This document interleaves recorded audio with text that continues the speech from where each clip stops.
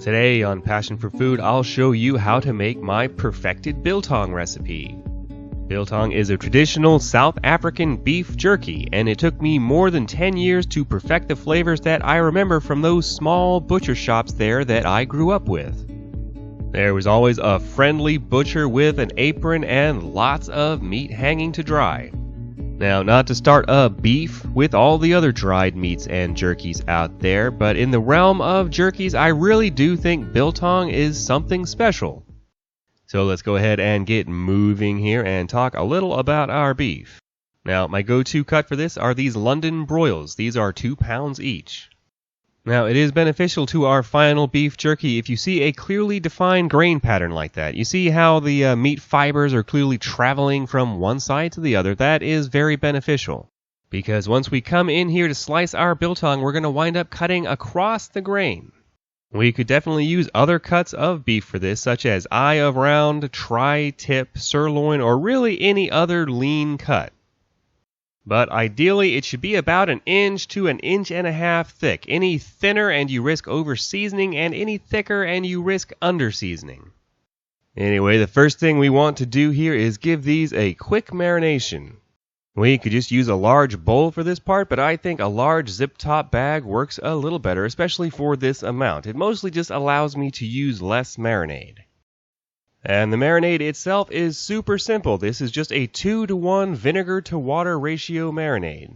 So we're going to have 2 cups of apple cider vinegar. This is my vinegar of choice here. And to that we'll add our 4 parts, that is 4 cups of water. And really those 2 ingredients are just forming the base of the marinade to deliver the flavor of our secret ingredient. Now this 2 tablespoons of Worcestershire whatever sauce. All joking aside, those 2 tablespoons of Worcestershire sauce will add a subtle but noticeable savory note in the background of our final biltong. This is one of those little steps that took me a while to figure out, and you can skip this of course, but there'll just be a little something missing from the flavor profile of our finished beef jerky. Unlike a lot of marinades, we really don't want to let this marinate for too long. Really only 20 or 30 minutes max. Don't store this in the fridge overnight. You're going to get overwhelmed by that Worcestershire sauce. But that gives us just enough time to get spicy with it and prepare our own biltong spice. Now, here's the fun part. We're going to figure out how much spice mix we need to make based on how much meat we have. So we're not going to be, wasting a bunch of spices and whatnot. So we know we have about 4 pounds of beef in total, and for this spice mix we want 10 grams of coriander per pound, so this is going to be 40 grams. If you don't have one of these scales, 10 grams of coriander is going to be about 2 tablespoons, so that would be about 8 tablespoons in total there. And you might be wondering, hey, why not use pre-ground coriander? Well, because a big part of the secret to this is actually toasting our coriander. So we want to pour this into a dry pan over medium heat. And all we want to do is continue toasting this, giving it a little swirl every 30 seconds or so until it turns a couple of shades darker, and you'll really be able to smell this nutty aroma. If you see little wisps of smoke, don't panic. Just so long as it still smells nutty, you're fine. So once we notice these darken up a little and we can smell that lovely nutty aroma, we're going to go ahead and pull these off and get them back to the rest of the spices.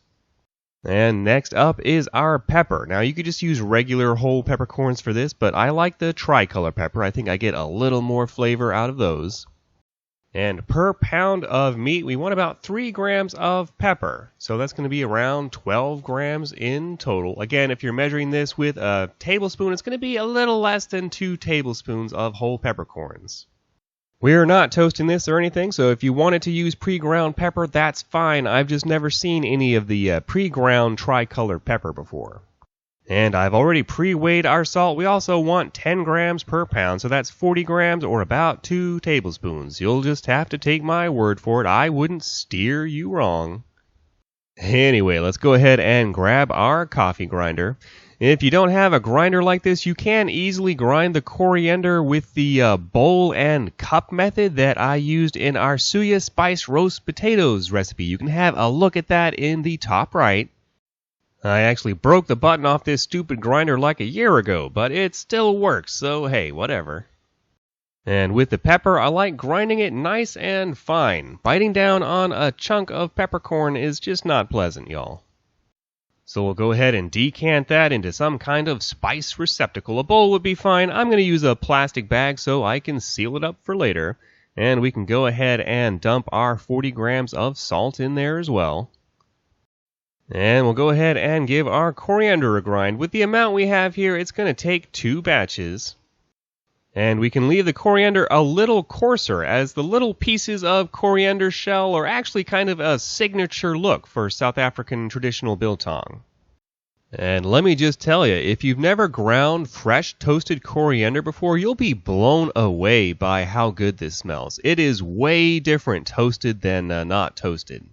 So we just want to grind up our last batch of coriander, and that's it. We'll just give this all a quick mix, and our biltong spice is ready to go. Although if we keep it sealed up like this, we could store it pretty much indefinitely, but the flavor of that toasted coriander will mellow over time. So I'm going to go ahead and use this immediately. And by now our meat has had enough time to finish marinating. So I'm just going to give these a quick drain on a kitchen towel. Yes, I like to use a kitchen towel rather than wasting a bunch of paper towels. I can just wash the towel, it's fine. And we just want to give these a quick pat down. They don't need to be bone dry, but we don't want any, pools of liquid anywhere. So we'll just pull these straight off onto the cutting board, and it's time to get seasoning. Because as we know, the spice must flow. And here's where carefully selecting the right thickness of meat and measuring out all of our spices are going to pay off. Because we really don't have to worry about under or over seasoning this. We have just about the perfect amount of seasoning. So we just want to apply as much seasoning as will physically stick to both sides of our beef. Once we have maximum seasoning stickage on the 2 big flat sides, we do want to season those outer edges as well, and there'll be plenty of runoff on the board, so you can just kind of run them around like that and get all of those extra little sides coated. And once we've done that, I'll go ahead and turn them so the side was down is now up, and if I have any remaining spice mix, I'll go ahead and put that on that side. You really want to get as much stuck on here as you physically can. At least when we're dealing with pieces that are this size. So now that we've used all of our biltong spice mix, it's time to hang out a little. And one of my favorite tools to make that a little easier are these stainless steel binder rings. You can usually find these with stationery supplies. They're technically meant for binder notebooks and stuff, but they work great for this. Another great option is to use a giant needle like this and some string, and you can literally just string them up that way. And push comes to shove, you can actually just wrap the string straight around the meat. But because that means you're going to have a lot of surface area of string coming into contact with meat, that can be a little bit of a mold risk. But it really just depends on what the humidity is going to be like in your final drying area. Because we are going to use the old school traditional method here. We're not going to be using a dehydrator. We're not going to perform the blasphemy that is sticking this in the oven and basically just creating dried roast beef. Hey, I know that can be really tasty, and the FDA says that is technically jerky, but hey, me personally, I think they're just jerkying me around. Anyway, normally I would just tie some string to those rings, but I thought I'd try something a little different today. I saw one of these hangers and I just had a blast of inspiration, so I thought I'd try doing it this way. It almost looks like I planned that out, but I totally didn't. That was just last-minute inspiration. Now, I don't know about you, but this is my kind of hangout. Speaking of, where should we hang this? Well, one of the original old-timey recipes I was able to find for this suggested hanging it in a tree in a cool, breezy spot. But assuming you don't want your neighbors to think you're a maniac, I recommend inside near an air vent, or you can actually use a small fan like this, at least for the first couple of days to kickstart that drying process. And sticking these on a hanger was actually super convenient. As you can see, I was able just to attach it to one of my little ceiling hooks like that. And here it is after 2 days. You can see it's already lost a significant amount of moisture. You can get creative with the locations. Just keep in mind the lower the humidity, the better. The amount of time these will take to dry depends directly on the humidity and the amount of airflow. I would say normally I would expect it to take between 1 and 2 weeks. At which point they should look something like this. They're going to lose about 60% of their moisture and at least half their size. They should be quite firm to the touch, but still have a little give to them. These took about a week and a half, but it's winter time here and I'm running the heat, so the air's quite dry. We'll go ahead and unhook these and we'll get slicing. And really just to make that a little less messy, I like rubbing off all of this external seasoning before I get started. The meat is already perfectly seasoned and we are going to use that seasoning here in just a moment. Don't worry. And that gives it a little better look at it when it's dry. You can see those meat fibers are running clearly from one side to the other. So we'll just clean off the other piece, and then as for the slicing, you could use a sharp knife for this, but I do have this deli slicer, so I'm going to go ahead and use that. And let's see if I can do this all in one smooth shot here. There we go. Yeah. Okay, all right. There we go. Not too bad. So let's go ahead and slice this. And if there's a small end and a thick end, always start slicing on the thick end. It just makes it easier. And how thick you want to slice this is really just a personal preference. I cut mine a pretty standard size, I don't know, probably 1/8 of an inch or so. Now, as you can see, despite how dry and firm those felt on the outside, there's actually still quite a lot of moisture on the inside here. In those old-timey South African butcher shops, if you ask for your biltong rare, this is how they would give it to you. This is actually how my mother preferred to have hers, but I would describe this more like a dry-aged steak tartare at this point than what most people think of as a beef jerky. So let's go ahead and get the rest of this sliced up, and then it's on to the final drying stage.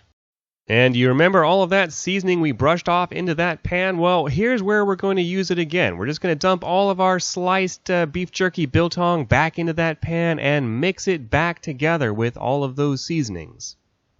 And depending on the amount you made, you may need a second pan.